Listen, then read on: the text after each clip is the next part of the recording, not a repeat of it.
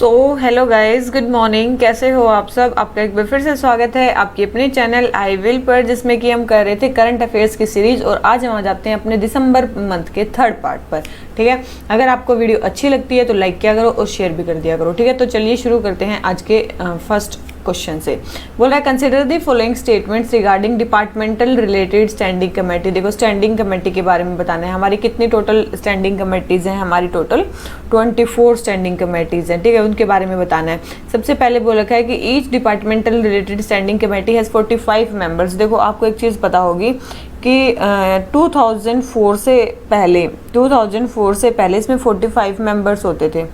ठीक है, इसमें 45 मेंबर्स होते थे, लेकिन 2004 के बाद इसमें कितने मेंबर कर दिए गए? इसको रिस्ट्रक्चर कर दिया गया और इसके मेंबर्स की संख्या कितनी कर देगी? 31 कर देगी।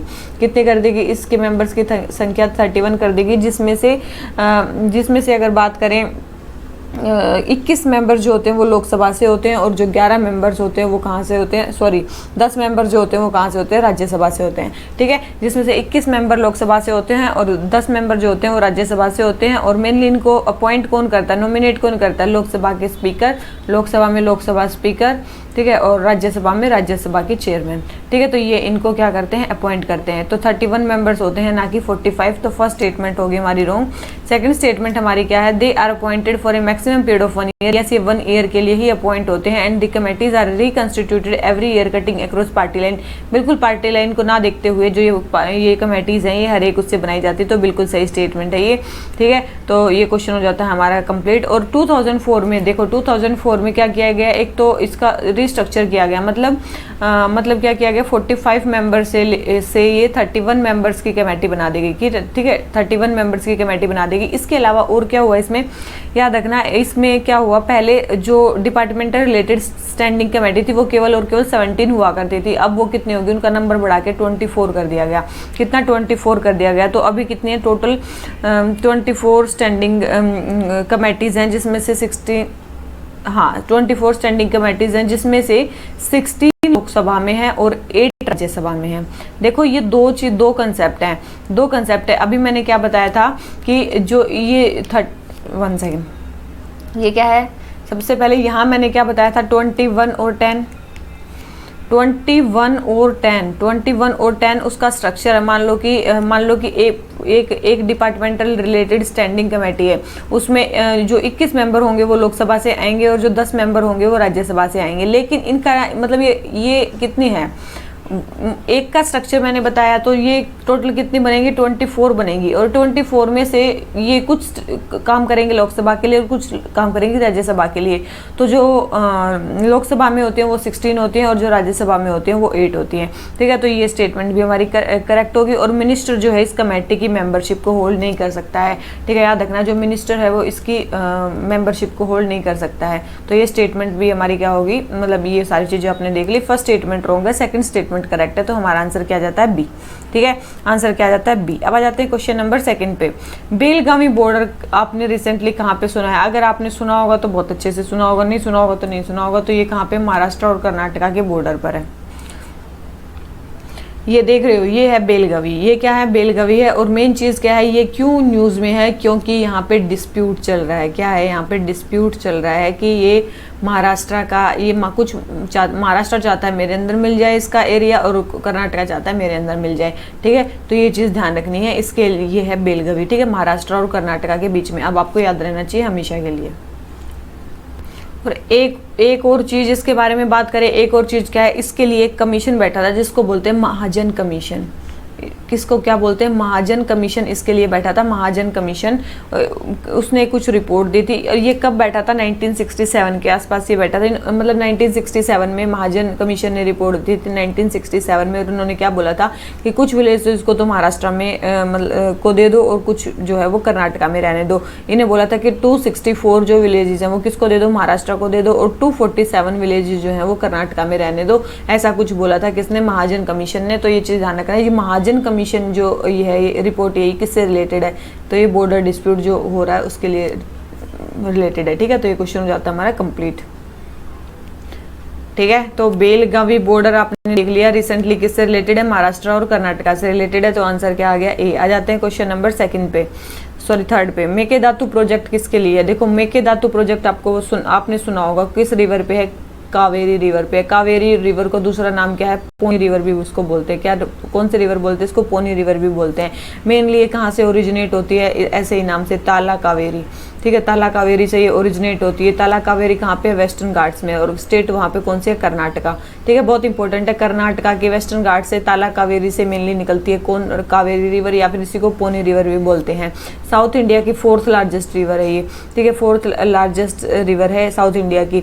उसके बाद इस पे एक आइलैंड भी बनता है जिसको बोलते हैं श्रीरंगम आइलैंड।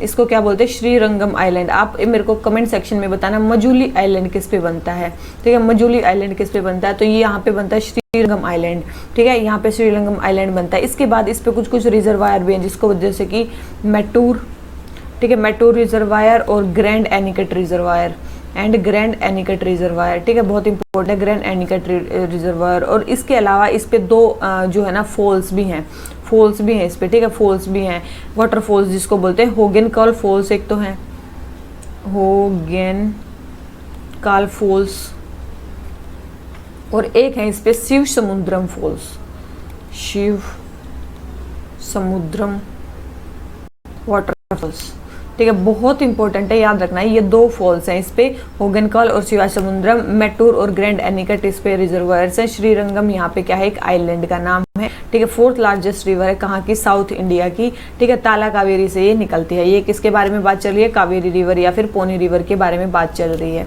ठीक है।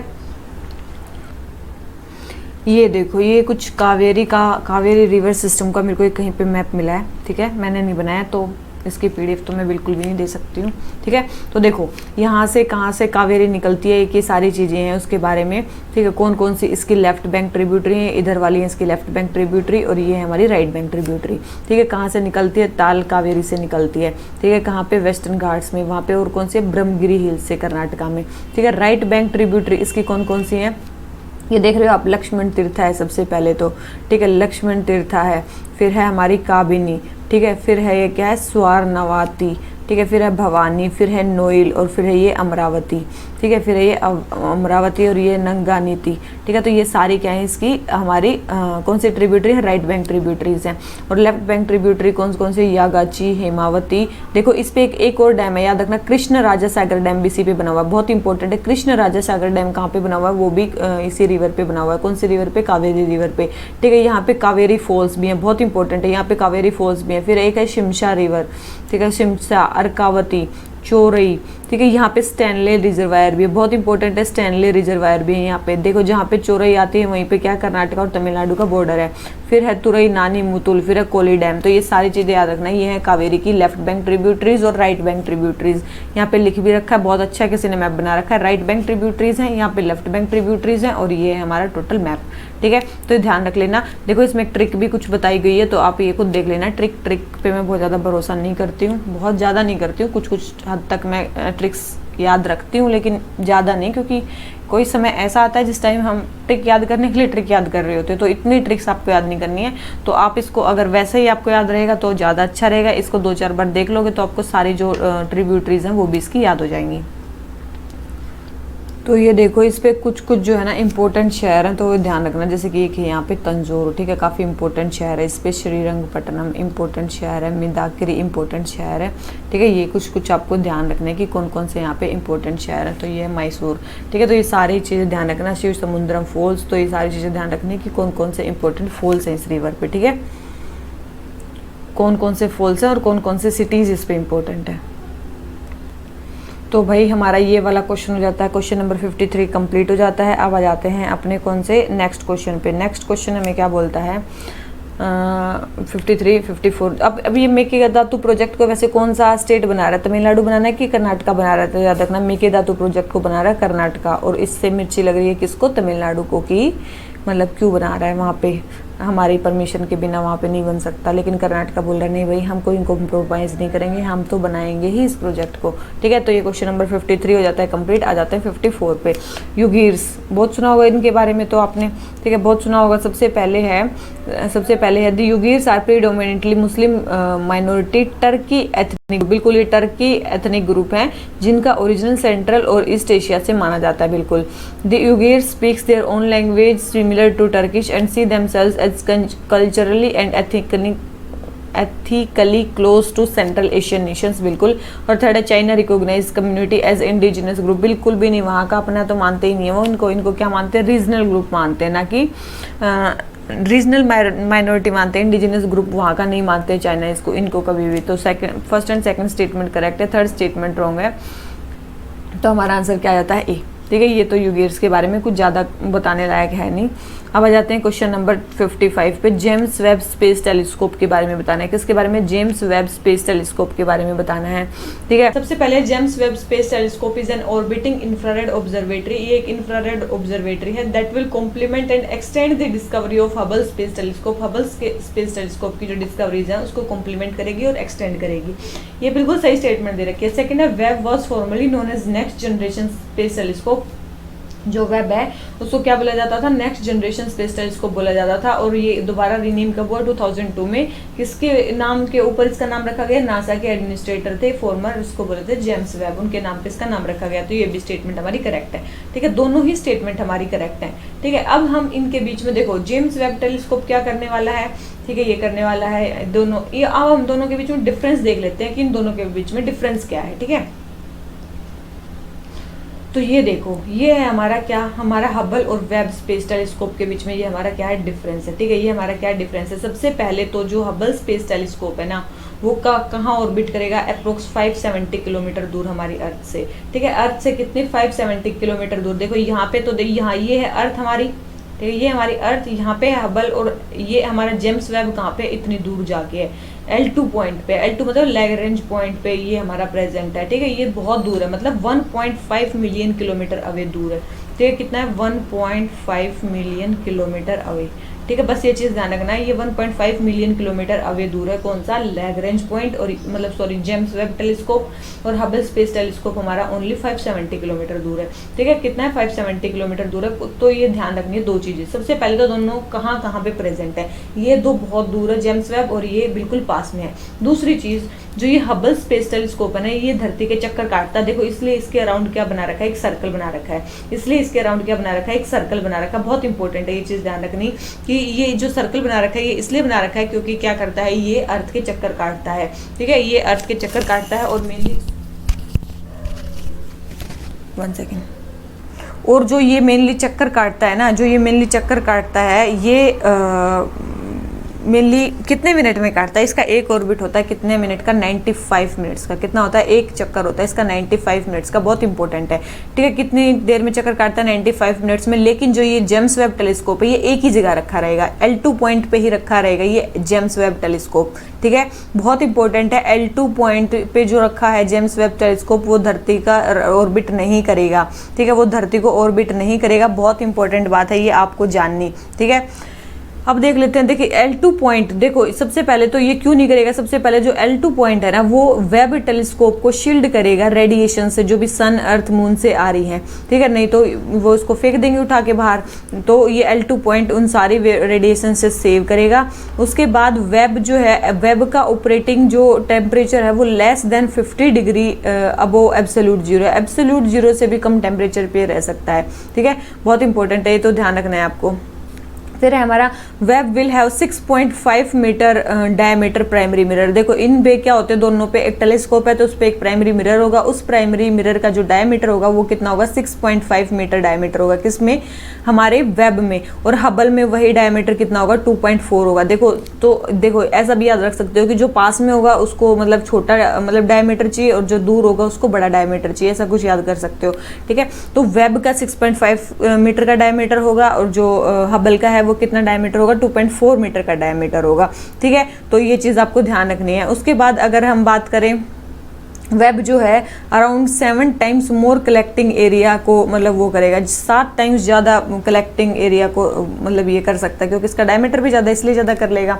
उसके बाद जो हबल था वो मेनली क्या बताने के लिए यूज़ हुआ था कि size and age of universe क्या है, ठीक है, size and age of universe क्या है, हबल उसके लिए बनाया गया था, बहुत इंपॉर्टेंट है ये, ठीक है। और मेनली ये जो डिफरेंस है एज का, साइज का, ये कैसे बताता है, रेड शिफ्ट फिनोमिना से। किससे? रेड शिफ्ट फिनोमिना से, ठीक है। ये बताता है कि जो रेड शिफ्ट होता है ये प्रूव कर देता है कि यूनिवर्स जो है वो क्या कर रहा है, एक्सपेंड कर रहा है, ठीक है। और बस यही चीज़ है, ये चीज़ ध्यान रखना आपको। तो ये जो नासा का जो हबल स्पेस टेलीस्कोप है, हबल स्पेस टेलीस्कोप है, ये कितने किलोमीटर मतलब ईयर्स बैक तक देख सकता है, 3.2 बिलियन ईयर्स पहले तक देख सकते हैं, 3.2 बिलियन ईयर्स। लेकिन याद रखना जो ये वेब वाला है, जेम्स वेब टेलीस्कोप है, ये 13.5 बिलियन ईयर पीछे देख सकता है। कितना? 13.5 बिलियन ईयर्स पहले की ओरिजिन ऑफ यूनिवर्स कैसे हुआ था, बहुत इंपॉर्टेंट है, ठीक है। ये इसने तो बोला कि size and age of universe कितना है, ये ओरिजिन के बारे में बता सकता है जेम्स वेब टेलीस्कोप, इसलिए इसको बोला जा रहा है कि ये कॉम्प्लीमेंट करेगा किसको, हबल स्पेस टेलीस्कोप को।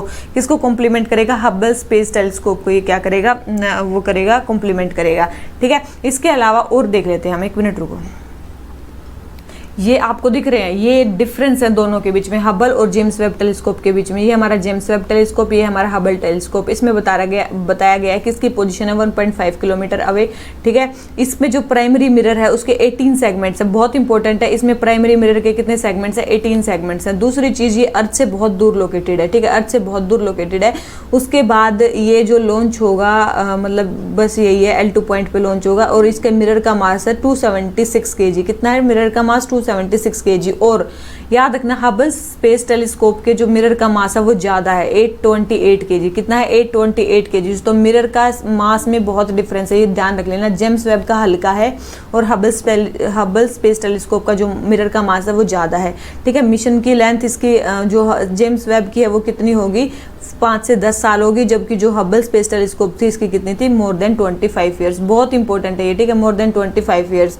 उसके बाद ये अर्थ के पास ही रखा जाएगा, ठीक है। एस्ट्रोनॉट्स भी यहाँ पे हो सकते हैं। प्राइमरी मिरर 2.4 मीटर का है और मेनली अर्थ को ये क्या करेगा? ऑर्बिट करेगा, और ये अर्थ को ऑर्बिट नहीं करेगा। जेम्स वेब अर्थ को ऑर्बिट नहीं करेगा, जबकि हबल अर्थ को ऑर्बिट करेगा, ठीक है। दोनों में सिमिलरिटीज़ क्या है? दोनों सबसे पहले तो अर्थ के एटमॉस्फेयर से बाहर स्पेस में रखे गए हैं, दोनों ही मिरर का यूज़ करते हैं, फोकस लाइट का यूज़ करते हैं, और दोनों ही जो है सोलर पैनल का दोनों में यूज़ हो रहा है सनलाइट को कैप्चर करने के लिए एज ए पावर सोर्स, ठीक है। दोनों में ये सिमिलरिटीज़ हैं और ये डिफरेंसेस हैं, ठीक है। ये एक और पिक्चर से आप इसके डायमीटर के बारे में पता कर सकते हो कि जेम्स वेब स्पेस टेलीस्कोप का जो प्राइमरी मिरर का जो डायमीटर हो ज़्यादा होता है, वो काफ़ी बड़ा होता है, और ये कितना होता है? ये काफ़ी छोटा होता है, ठीक है। ये 2.4 मीटर का होता है और ये 6.5 मीटर का होता है, बहुत इंपॉर्टेंट है। ये 6.5 मीटर का होता है, ठीक है, और ये कितना होता है? 2.4 मीटर का होता है। मैं गलत लिख रही हूँ तो आप दोबारा लिख लेना इस पर, ठीक है। तो ये है जेम्स वेब प्राइमरी मिरर और ये हबल का प्राइमरी मिरर, बहुत इंपॉर्टेंट है इसका डायमीटर याद रखने के लिए, ठीक है। तो ये क्वेश्चन हो जाता है हमारा कंप्लीट। और एक और चीज़ इसमें ध्यान रखना, क्या आपको इसमें ध्यान रखनी है कि जो हमारा जेम्स वेब स्पेस टेलीस्कोप है ना, ये 3 मतलब कंट्रीज़ का ज्वाइंट वो है, क्या है? ज्वाइंट इनिशिएटिव है। जेम्स वेब स्पेस टेलीस्कोप किस किस का ज्वाइंट इनिशिएटिव है याद रखना? 3 कंट्रीज़ का। वो कौन कौन सी कंट्रीज़ हैं? एक तो हमारी नासा मतलब यूएसए है, ठीक है, एक तो नासा है, दूसरी हमारी कौन सी है? यूरोपियन स्पेस एजेंसी है, और तीसरी हमारी कौन सी है? तीसरी है हमारी कैनेडियन स्पेस एजेंसी। कौन सी है? कैनेडियन स्पेस एजेंसी, बहुत इंपॉर्टेंट है। कनाडा की स्पेस एजेंसी, यूरोप की स्पेस एजेंसी और यूएसए की स्पेस एजेंसी, ये 3 एजेंसी मिलकर बनाया है क्या? हमारा जेम्स वेब स्पेस टेलीस्कोप। और जो हबल है ये किस किसने बनाया है? ये यूरोपियन स्पेस एजेंसी और नासा ने मिलकर बनाया है, ठीक है। यूरोपियन स्पेस एजेंसी और नासा ने मिलकर बनाया।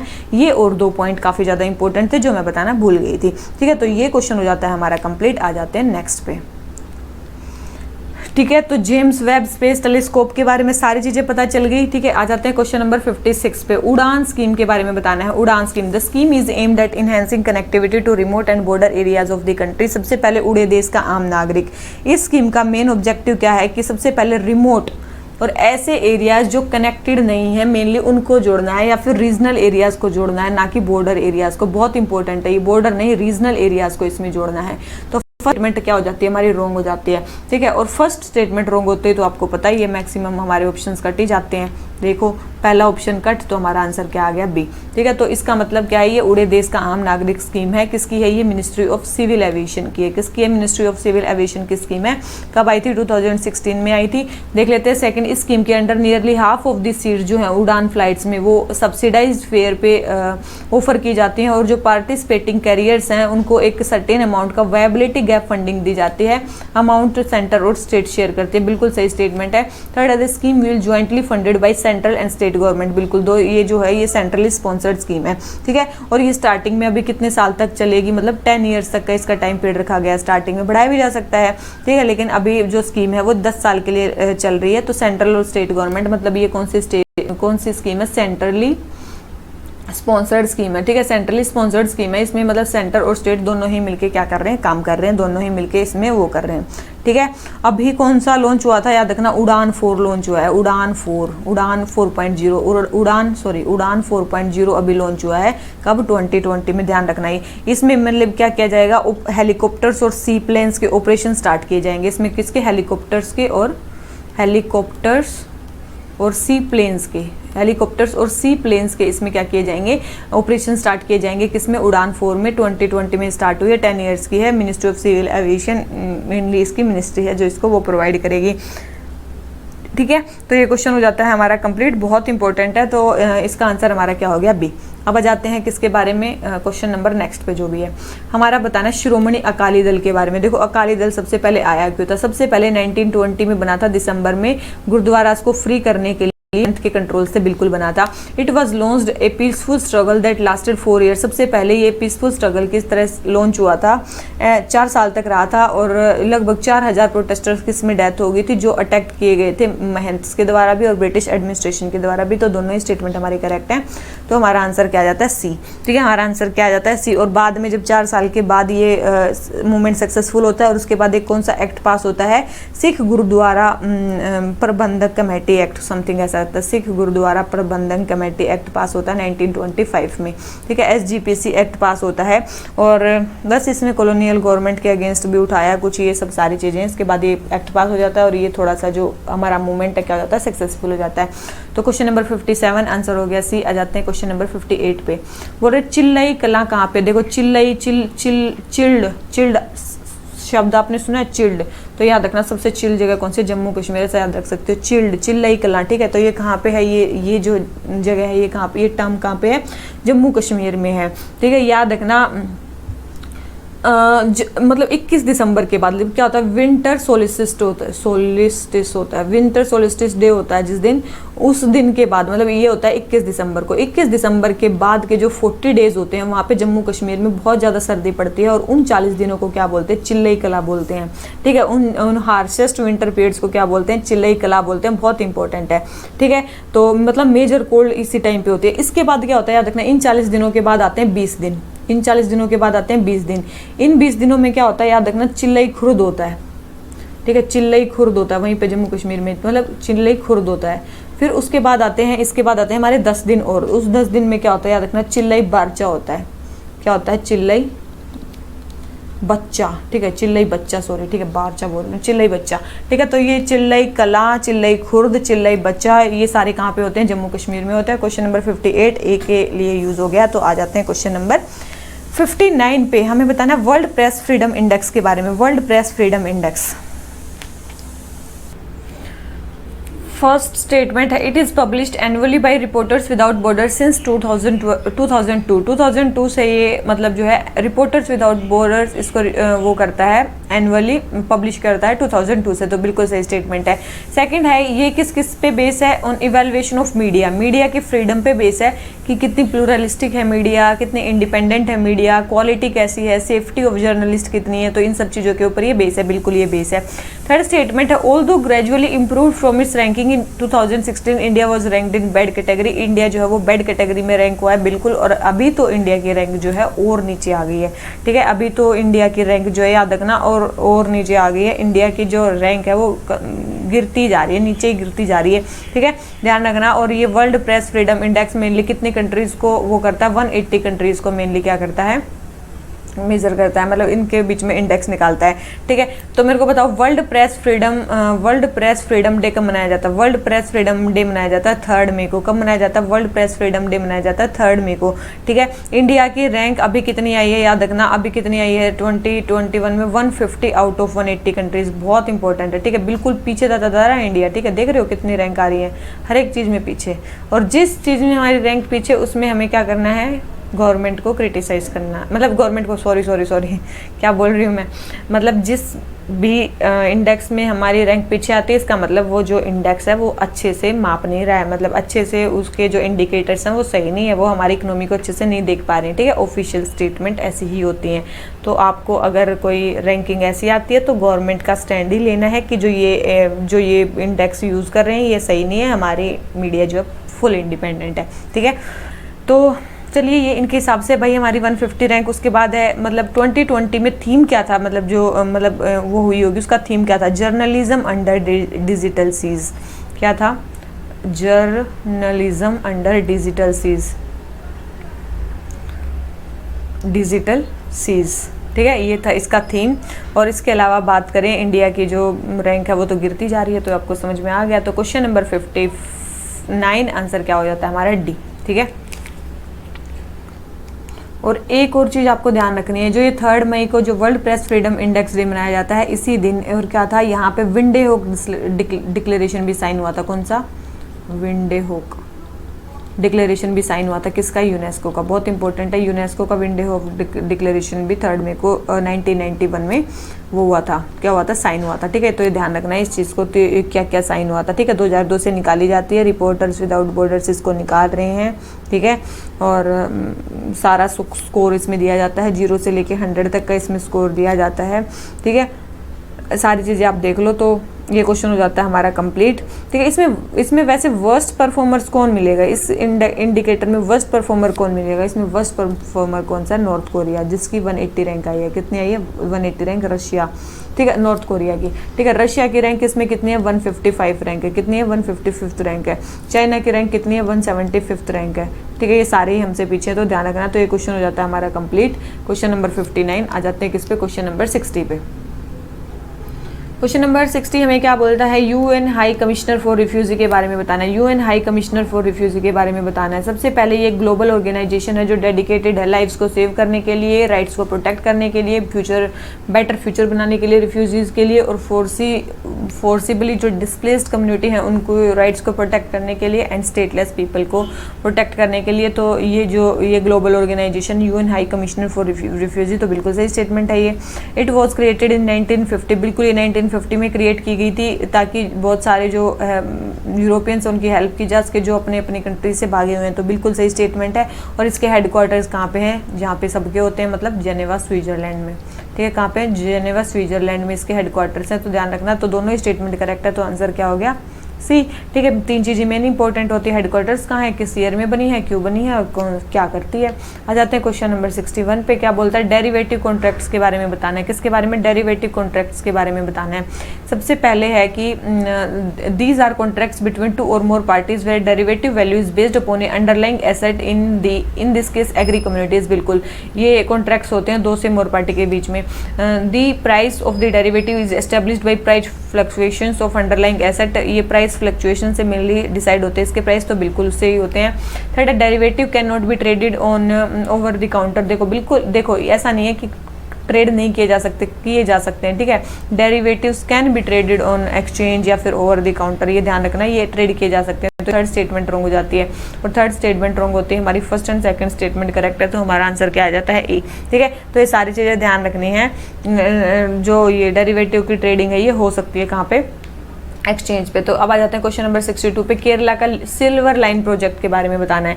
किसके बारे में बताना है? केरला के सिल्वर लाइन प्रोजेक्ट के बारे में बताना है। सबसे पहले है कि ये the project entails building a semi high speed railway corridor. क्या बनाना है? Semi high speed railway corridor बनाना है। तो बिल्कुल semi high speed railway corridor बनाना है। स्टेट को लिंक करना है नॉर्थ एंड को साउदर्न एंड से, मतलब तिरुवनंतपुरम को कसारगोड से हमें कनेक्ट करना है। तो बिल्कुल यही है केरला का मतलब हाई स्पीड रेलवे कॉरिडोर। बहुत इंपॉर्टेंट है, किसको किससे कनेक्ट करना है। ठीक है, ये टर्म इंटरचेंज होकर आ सकते हैं। कोई और सिटी दे देंगे तिरुवनंतपुरम की जगह, ठीक है, तो ये ध्यान रखनी है। तो ये 2 सिटीज़ को कनेक्ट करने के लिए आ रहा है। थर्ड है ये केरला गवर्नमेंट और मिनिस्ट्री ऑफ रेलवे का जॉइंट वेंचर है, तो ये बिल्कुल इन्हीं का जॉइंट वेंचर है, तो ये आंसर इसका क्या हो जाता है सी।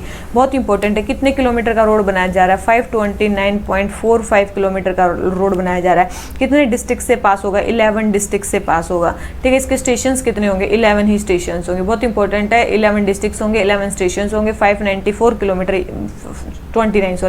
529 किलोमीटर का बनाया जा रहा है, मतलब अप्रोक्स 530 किलोमीटर का बनाया जा रहा है। कितना इनके बीच में मतलब डिस्टेंस कर दिया जाएगा कि हम 4 आवर्स में मतलब जो है दोनों के बीच में डिस्टेंस कवर किया जा सके। अभी कितना है वो डिस्टेंस, अभी कितने देर में कवर होता है, 12 आवर्स में कवर होता है वो डिस्टेंस, तो हमें कितने में करना है, 4 आवर्स में, ताकि वो जो है वो कंप्लीट हो जाए, मतलब जर्नी कंप्लीट हो जाए। और ये कब तक खत्म हो जाएगा, ऐसा माना जा रहा है 2025 तक जो ये सिल्वर लाइन प्रोजेक्ट है ये खत्म हो जाएगा, ठीक है, बहुत इंपॉर्टेंट है। और ये आप देख रहे हो, इसमें सबसे इम्पोर्टेंट क्या है जो मेरे को लगा, इसमें सबसे इम्पोर्टेंट है इन सिटीज़ के जो वो हैं नॉर्थ टू साउथ लगाना या फिर उनके नाम लिखना। किसको किससे कनेक्ट किया जा रहा है, कसारगोड को किससे कनेक्ट किया जा रहा है, तिरुवनंतपुरम से कनेक्ट किया जा रहा है, ठीक है, बहुत इंपॉर्टेंट है। उसमें अगर सिटीज़ नॉर्थ से साउथ लगाने में आ जाए, नॉर्थ से साउथ कौन कौन से, जैसे कि कसारगोड दे देंगे, कन्नौर दे देंगे, कोझिकोडे दे देंगे, ठीक है, फिर थिरूर, थ्रिसूर, ठीक है, इर्नाकुलम, कोट्टयम, चेंगानूर, कोल्लम, ठीक है, बहुत इंपॉर्टेंट है। इन सिटीज़ को अच्छे से देख लेना 2-3 बार, ठीक है, काफ़ी इंपॉर्टेंट है। इनके ऊपर से नीचे देख लेना कौन कौन सी सिटीज़ हैं, ठीक है, ये अच्छे से देख लेना, ठीक है। ये देख लिया आपने कितने किलोमीटर का क्या है, तो ये क्वेश्चन हो जाता है हमारा कंप्लीट। अब आ जाते हैं क्वेश्चन नंबर नेक्स्ट पे। क्वेश्चन नंबर 63 में क्या बोलता है, अग्नि प्राइम मिसाइल के बारे में बताना है। बोल रहे हैं कि सबसे पहले तो ये न्यू जनरेशन एडवांस्ड वेरिएंट है अग्नि क्लास का, तो अग्नि है तो अग्नि क्लास का ही होगा, ठीक है। अग्नि किसके अंडर बनाई जा रही है, इंटीग्रेटेड गाइडेड मिसाइल प्रोग्राम के अंडर बनाई जा रही है, और इसमें 5 मिसाइल बनाई जा रही है पटना वाली, ठीक है, पटना वाली, पृथ्वी आकाश त्रिशूल नाग अग्नि, ठीक है। इट इज़ कैनिस्टर्ड मिसाइल, बिल्कुल ये कैनिस्टर्ड मिसाइल है जिसकी रेंज कितनी है 1000 से 2000 किलोमीटर, बिल्कुल सही स्टेटमेंट है, ये भी सही स्टेटमेंट है। In comparison to other class जो अग्नि क्लास में बनी है, अग्नि प्राइम जो है इसकी क्या है, मैनोवरिंग कैपेसिटी ज़्यादा है और एक्यूरेसी ज़्यादा है, तो ये भी स्टेटमेंट बिल्कुल करेक्ट है। इसकी 2 चीज़ें अच्छी हैं, तो दोनों चीज़ें अच्छी हैं, तो इसका आंसर हमारा क्या हो जाता है डी, ठीक है। इसका आंसर हमारा क्या हो जाता है डी। सारी ही स्टेटमेंट जो हमारी अग्नि प्राइम के बारे में है वो क्या है, ठीक है, ठीक है। तो हमारी तीनों ही स्टेटमेंट करेक्ट है। आ जाते हैं अपने नेक्स्ट क्वेश्चन पे। नेक्स्ट क्वेश्चन हमें क्या बोलता है, समाज सुधार अभियान। समाज सुधार अभियान जो है ये कैंपेन किस चीज़ की है, तो बहुत इंपॉर्टेंट है। ये कैंपेन किसकी है, ये कैंपेन्स है awareness about benefits of prohibition and bad impacts of dowry system. Dowry system के बैड इम्पैक्ट और उसके प्रोहिबिशन के बारे में अवेयरनेस फैलाने के बारे में, और ये कहाँ स्टार्ट की जा रही है, जहाँ सबसे ज़्यादा ये चलती है वो है बिहार, ठीक है। बिहार में ये कैंपेन की जा रही है, कौन सी, समाज सुधार अभियान, ठीक है, समाज को सुधारेंगे। फिर आ जाते हैं क्वेश्चन नंबर 65 पे। क्वेश्चन नंबर 65 हमें क्या बोलता है, BRI belt and road initiative के बारे में बताना है। It has been launch to undertake big infrastructure project in world which in turn would also enhance the global influence of China. तो बिल्कुल सही स्टेटमेंट है, चाइना की इन्फ्लुएंस भी बढ़ाएगा और इंफ्रास्ट्रक्चर डेवलपमेंट के लिए किया जा रहा है। इसमें 5 टाइप की एक्टिविटी की जाएंगी। देखो, सबसे पहले पॉलिसीज का कोऑर्डिनेशन किया जाएगा, ट्रेड को प्रमोट किया जाएगा, फिजिकल कनेक्टिविटी पे ध्यान दिया जाएगा, रेन मिन भी इंटरनेशनलाइजेशन किया जाएगा, और पीपल टू पीपल कॉन्टैक्ट किया जाएगा। तो बिल्कुल इसके 5 प्रोजेक्ट्स हैं, ठीक है। तो ये आंसर इसका क्या हो जाता है सी, ठीक है। ये 5 इसमें मतलब क्या है, 5 काइंड की एक्टिविटीज़ इसमें की जाएंगी इंफ्रास्ट्रक्चर को डेवलप करने के लिए, ठीक है। ये $multi-billion इनिशिएटिव है, और मेनली ये कब स्टार्ट हुआ था, 2013 में स्टार्ट हुआ था। कब स्टार्ट हुआ था, 2013 में स्टार्ट हुआ था। तो मेरे को आप अब क्या बताओगे कि एक तो B3W क्या है, ठीक है, चलो ये मैंने बता दिया। तो ये B3W क्या है, और एक था ग्लोबल गेटवे प्लान था कि कुछ था, ठीक है, ग्लोबल गेटवे प्लान, ठीक है। तो मेरे को इन 2 के बारे में बताना है, B3W किसने स्टार्ट किया है और ग्लोबल गेटवे प्लान किसने स्टार्ट किया है, और ये क्यों है। अगर आपको आता है तो ही लिखना, और नहीं आता है तो भी आप चेक करके भी लिख सकते हो, ठीक है। तो आपको याद रहेगा हमेशा के लिए, ठीक है। तो कमेंट बॉक्स में कमेंट करना कि B3W क्या है और ग्लोबल गेटवे प्लान क्या है, क्यों, कौन से कंट्रीज ने स्टार्ट किए हैं और क्यों स्टार्ट किए हैं, ठीक है। तो क्वेश्चन नंबर 65 हमारा आंसर क्या हो जाता है सी। आ जाते हैं क्वेश्चन नंबर 66 पे। हमें बताना है रमन्ना काली टेम्पल के बारे में। रमन्ना काली टेम्पल के बारे में बोल रहे हैं कि सबसे पहले तो ये जो एरिया है ये गॉडेस काली को डेडिकेटेड है। मुगल टाइम पे ये जो था बनाया गया था, बिल्कुल ये मुगल टाइम पे बनाया गया था गॉडेस काली के लिए टेम्पल। बोल रहे हैं उसमें है कंबोडिया में, तो ध्यान रखना ये कहाँ पे, बांग्लादेश में है। कहाँ पे है ये, बहुत इंपॉर्टेंट है। ओल्डेस्ट हिंदू टेम्पल है कहाँ पे, बांग्लादेश में है। सेकंड ओल्डेस्ट हिंदू टेम्पल है ये, और मतलब सबसे ओल्डेस्ट कौन सा है, ढाकेश्वरी टेम्पल, ठीक है, याद रखना ढाकेश्वरी टेम्पल वहाँ का मतलब सबसे ओल्ड है, और ये है सेकंड ओल्डेस्ट। ये ढाकेश्वरी टेम्पल फर्स्ट ओल्डेस्ट है, so ये सेकंड ओल्डेस्ट है। और मेनली ये कहाँ पे बनाया गया है, मेनली बांग्लादेश में बनाया गया है, तो यहाँ पे ये नहीं बनाया गया है, तो सेकंड स्टेटमेंट रॉन्ग है। और सेकंड स्टेटमेंट रॉन्ग होते ही हमारा आंसर क्या आ जाता है, सी, ठीक है, आंसर क्या आ जाता है, सी। इसका मतलब जो टेम्पल है वो डिस्ट्रॉय किसने किया था, पाकिस्तानी फोर्सेज ने किया था, जब उनका ऑपरेशन सर्चलाइट चल रहा था 1971 में। तो इससे आपको एक और चीज़ पता चल गई, सबसे पहले ऑपरेशन सर्चलाइट किसका था, पाकिस्तानी फोर्सेज का था, 1971 में मतलब था उनका, ठीक है। तो ये चीज़ हो जाती है हमारी कंप्लीट। क्वेश्चन नंबर 66 आंसर हो गया सी। आ जाते हैं क्वेश्चन नंबर 67 पे। हमें क्या बोलता है, वर्नाकुलर इनोवेशन प्रोग्राम के बारे में बताना है। वर्नाकुलर देखो, इसको सुन के आपको क्या लग रहा है, वर्नाकुलर मतलब लोकल लैंग्वेज में, इनोवेशन मतलब इनोवेशन करना है, मतलब ऐसी पढ़ाई करवाई जाएगी वर्नाकुलर लैंग्वेज में कि मतलब इनोवेशन करेंगे बच्चों से। सबसे पहले it is a initiative to lower the language barrier in field of innovation and entrepreneurship. Innovation और एंटरप्रेन्योरशिप का जो फील्ड है उसमें लैंग्वेज बैरियर को कम करने के बारे में बात कर रही है, बिल्कुल ऐसा तो लग रहा है। सेकंड बोल रहा है कि इसकी to build the necessary capacity for this Atal innovation mission has identified and will be training as a vernacular task force in each of the 22 schedule languages and English. तो याद रखना जो अटल इनोवेशन मिशन है, अटल इनोवेशन मिशन है वो काम करेगा vernacular task force की तरह, लेकिन किस में, 12 शेड्यूल लैंग्वेजेस में। इंग्लिश में क्यों करेगा, इंग्लिश में तो पहले ही चल ही रही है ना इनोवेशन, तो इंग्लिश में नहीं करेगा, केवल और केवल 22 शेड्यूल लैंग्वेजेस में करेगा। तो ये चीज़ ध्यान रखना। तो सेकंड स्टेटमेंट रॉन्ग हो जाती है और फर्स्ट स्टेटमेंट हमारी करेक्ट थी, तो हमारा आंसर क्या जाता है, ए। बहुत इंपॉर्टेंट है, इंग्लिश में क्यों करेगा जब हमें वर्नाकुलर को प्रमोट करना है, तो ठीक है, ये इसका मेन चीज़ है, इसकी मेन चीज़ है। और बस यही चीज़ है, वर्नाकुलर लैंग्वेजेस में ऐड किया जाएगा इसको। अब 22 शेड्यूल लैंग्वेजेस है। अब मेरे को एक चीज़ बताओ, 22 शेड्यूल लैंग्वेजेस है, ये कौन से शेड्यूल में ऐड हुई थी, ये 8 शेड्यूल में क्या बोल रही हूँ मैं, 8 शेड्यूल में ये मतलब प्रेजेंट है। 12 मतलब जो ये 22 शेड्यूल लैंग्वेजेस हैं उसके बारे में पहले ये ओरिजिनली कितनी थी, 14 थी, ओरिजिनली 14 थी, अभी कितनी हो गई है, 22 हो गई है, 8 शेड्यूल में ये प्रेजेंट है, ठीक है। और ये जो प्रोग्राम है ये किसने स्टार्ट किया है, अटल इनोवेशन मिशन और नीति आयोग ने मिलकर स्टार्ट किया है। अटल इनोवेशन मिशन और नीति आयोग ने मिलकर इसको स्टार्ट किया है। किसने, कौन सा प्रोग्राम, ये वाला प्रोग्राम, VIP प्रोग्राम, ठीक है, VIP वर्नाकुलर इनोवेशन प्रोग्राम, ठीक है, इन्होंने मिलकर इसको स्टार्ट किया है, ठीक है।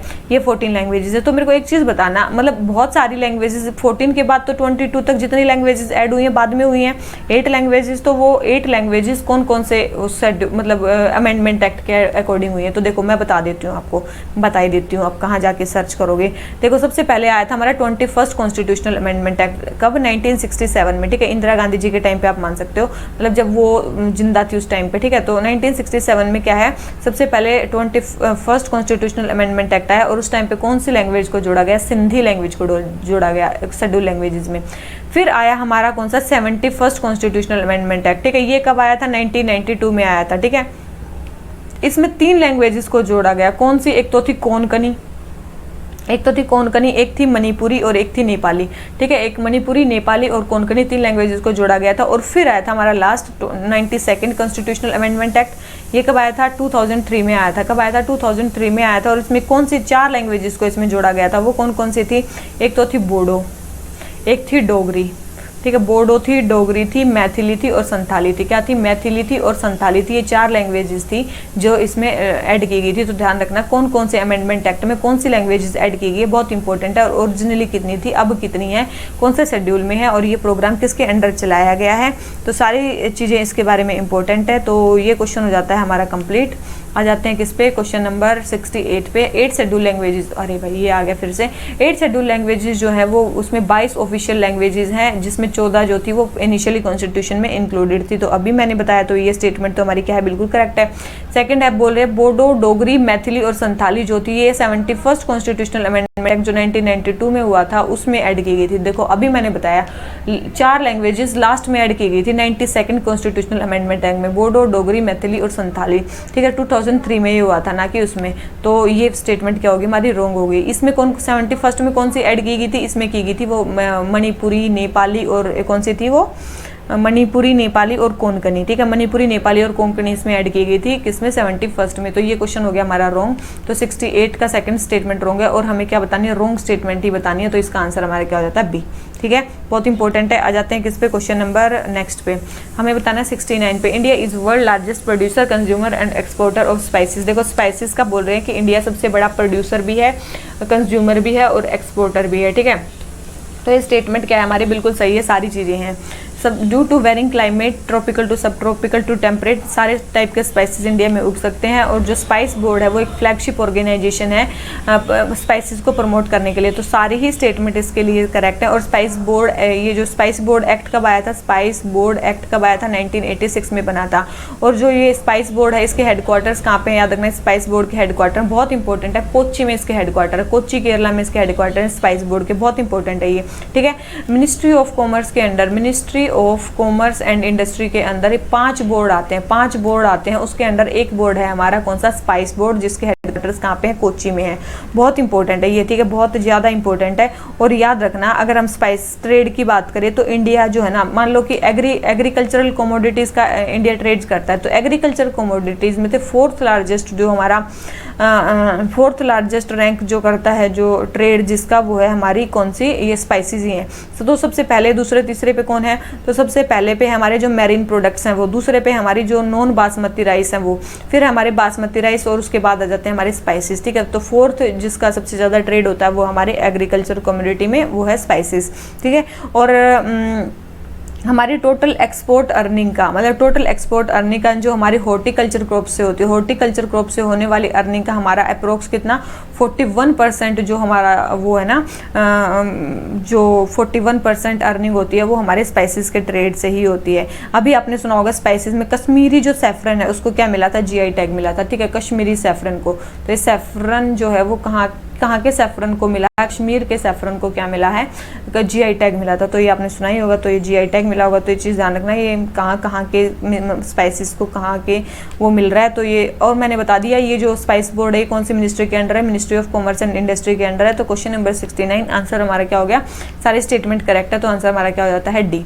आ जाते हैं हम नेक्स्ट क्वेश्चन पे। नेक्स्ट क्वेश्चन हमें क्या बोलता है, सबसे पहले Tamil literature goes back to Sangam era named after the assembly of poets. देखो सबसे पहले संगम एरिया जो है वो संगम मतलब जो तमिल लिटरेचर है वो संगम एरा से बिलोंग करता है, इसी के नाम पे उनका नाम रखा गया है। Sangam period has been named after the Sangam ancient academics held during that period that flourished under the royal patronage of Chola. तो याद रखना संगम एकेडमिक्स मेनली किसके टाइम पे वो फ्लोरिश की थी, पांड्या किंग्स के टाइम पे वो की थी। तो पांड्या किंग्स ऑफ मदुरई, ठीक है, ना कि चोलास। चोलास नहीं, कौन से थे, पांड्यास। बहुत इंपॉर्टेंट है पांड्यास। तो ये सेकंड स्टेटमेंट रॉन्ग हो जाती है, फर्स्ट स्टेटमेंट हमारी करेक्ट है। तो आंसर हमारा क्या हो जाता है, ए।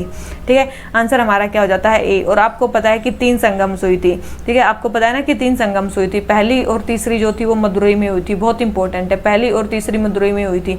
और जो पहली संगम थी उसमें ऐसा माना जाता है कि वहाँ पे गॉड्स आए थे, ठीक है, भगवान आए थे, लेकिन यहाँ के कोई भी वर्क अभी सर्वाइव नहीं करता है। फिर हुई हमारी सेकंड, जो सेकंड हुई वो हमारी हुई कहाँ पे, सेकंड संगम हुई हमारी कपाड़ापुरम में, कपाड़ापुरम में, ठीक है, सेकंड संगम हुई हमारी कपाड़ापुरम में। और उसके कुछ वर्क हैं जैसे कि तोलकापियम, ठीक है, तोलकापियम इसका सर्वाइव करता है, तोलकापियम, ठीक है, तोलकापियम इसका जो वर्क है वो सर्वाइव करता है। तो ध्यान रखना, तो ये कपाड़ापुरम में हुई थी सेकंड संगम, और यहाँ का वर्क है तोलकापियम, बहुत इंपॉर्टेंट है। फिर हमारी थर्ड संगम, वो भी कहाँ पे हुई थी, मदुरई में हुई थी, और थर्ड के भी जो कम ही हैं वो सर्वाइव करते हैं, ठीक है। तो याद रखना ये चीज़ें होगी हमारी कंप्लीट। तो संगम लिटरेचर में है कि आपने नाम सुना होगा तोलकापियम, तोलकापियार, इट्टू गई, पट्टू पट्टू, ठीक है, ये सारी चीज़ें किसके लिए हैं। और 2 एपिक भी उस टाइम पे लिखे गए थे, एक तो था सिलापट्टिकरम, सिलापट्टिकरम, ठीक है, सिलापट्टिकरम, और एक था हमारा मनी मेघलई, ठीक है, मनी मेघलई। तो ये 2 थे हमारे एपिक्स जो उस टाइम पे लिखे गए थे, और ये कुछ है हमारे संगम के बारे में। तो हमारी फर्स्ट स्टेटमेंट हो जाती है करेक्ट। आ जाते हैं 71 पे। प्रलय मिसाइल के बारे में बताना है, किसके बारे में बताना है हमें, प्रलय मिसाइल के बारे में बताना है। सबसे पहले है कि Pralay is India's first conventional quasi ballistic missile and is answer to any conventional missile attack from northern and western border. तो बिल्कुल सही स्टेटमेंट है, ये क्वासी बैलिस्टिक मिसाइल है जो किसी को भी जवाब दे सकती है।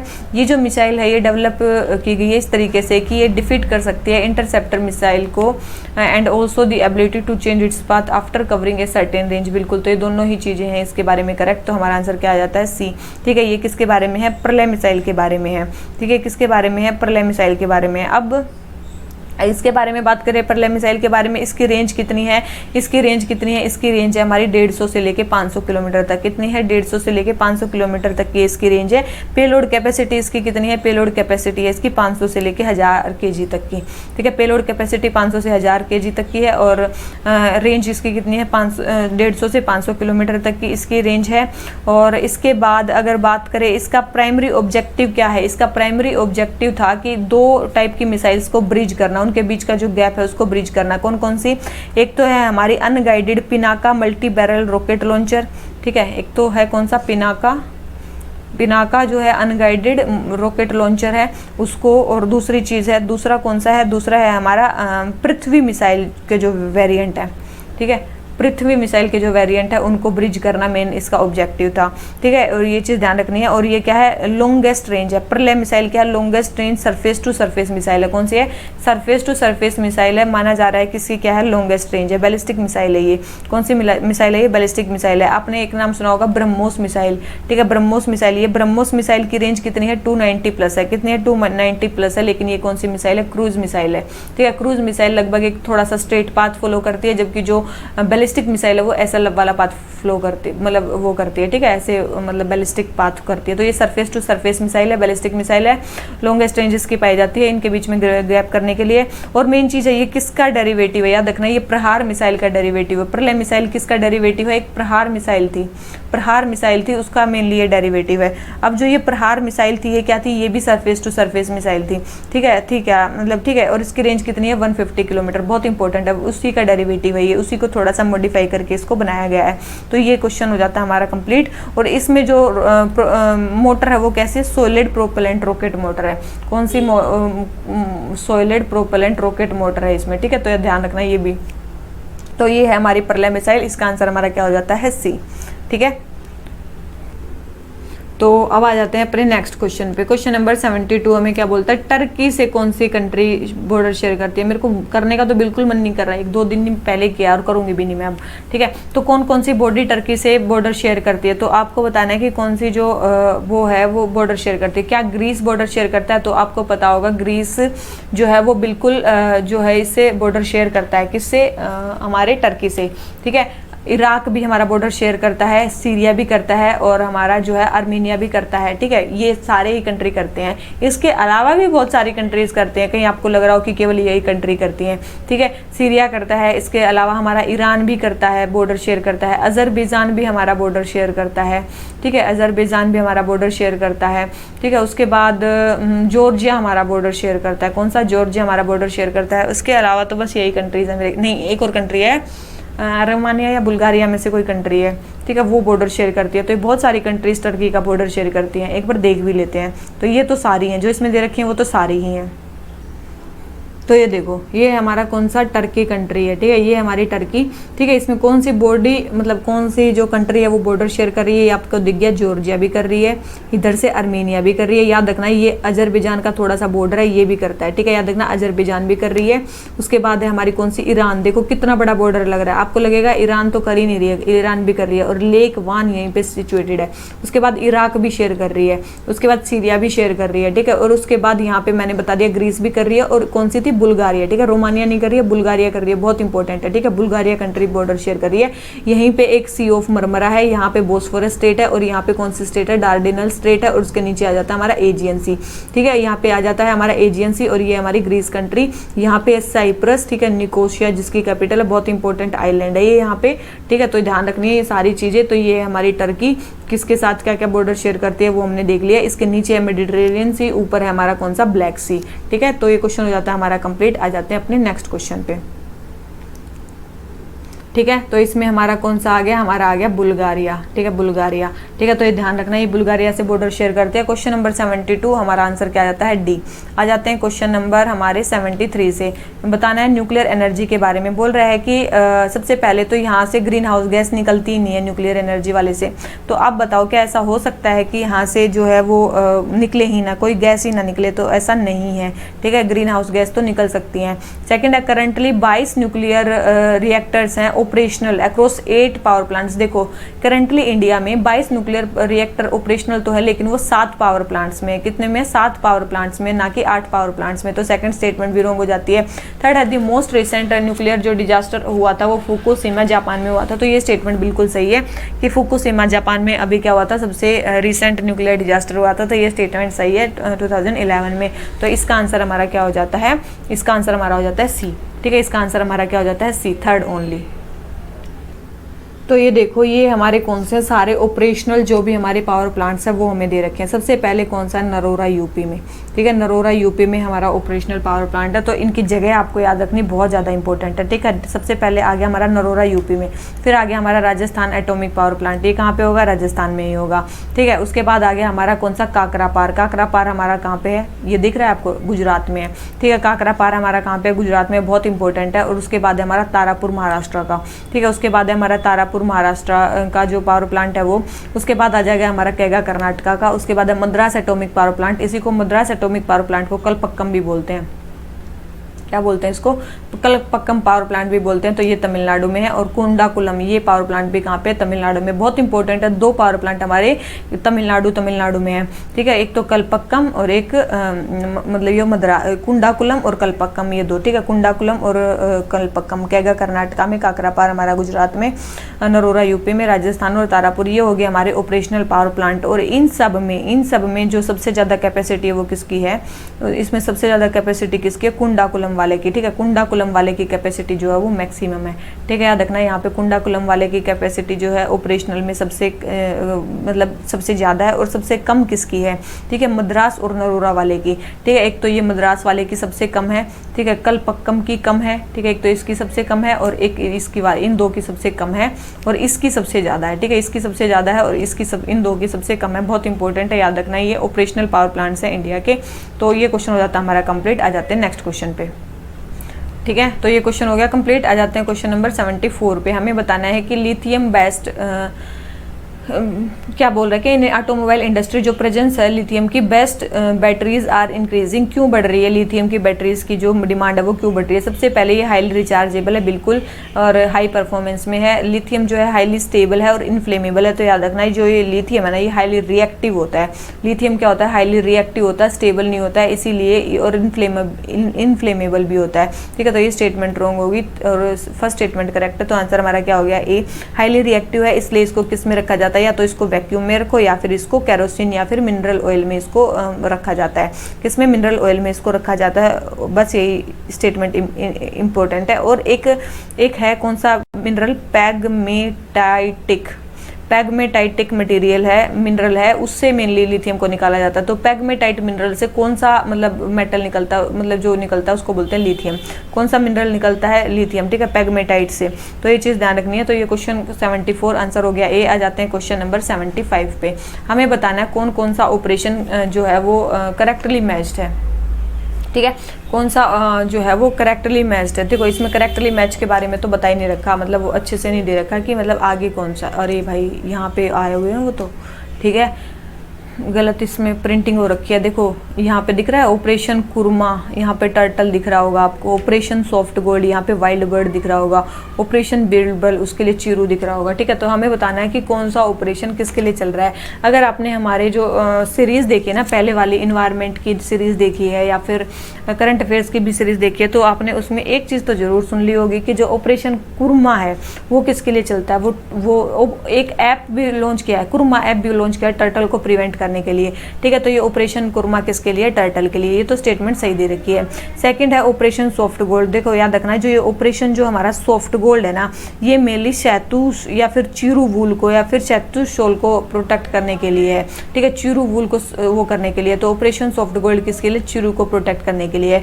ऑपरेशन बीरबल, बीरबिल किसके लिए, वाइल्ड बर्ड को सेव करने के लिए। किसके लिए, वाइल्ड बर्ड स्पीसीज को सेव करने के लिए। तो ये second and third statement wrong है, फर्स्ट स्टेटमेंट हमारी करेक्ट है। तो इसका आंसर हमारा क्या हो जाता है, ए। बहुत इंपॉर्टेंट स्टेटमेंट है ये, जो तीनों ही है ये किसके, wild life crime control bureau. Wild life crime control bureau का आपने नाम सुना होगा। ये वाइल्ड लाइफ प्रोटेक्शन एक्ट के अंडर बॉडी बनी थी। वाइल्ड लाइफ प्रोटेक्शन एक्ट 1972 जो एक्ट है उसके अंडर ये बॉडी बनी थी। स्टैट्यूटरी बॉडी है, ठीक है, स्टैट्यूटरी बॉडी है। इसके हेडक्वार्टर्स कहाँ पे हैं, दिल्ली में इसके हेडक्वार्टर्स हैं, ठीक है, दिल्ली में इसके हेडक्वार्टर्स हैं। और उसके बाद बात करें ministry of environment forest climate change के अंडर आती है, ठीक है। इसने बहुत सारे जो ऑपरेशंस हैं वो स्टार्ट कर रखे हैं।